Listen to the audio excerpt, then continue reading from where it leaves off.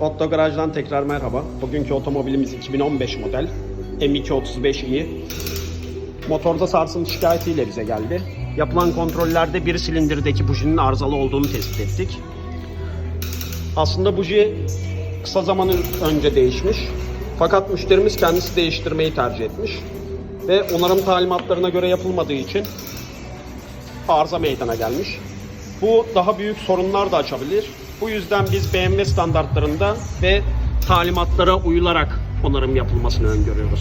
İyi günler dileriz.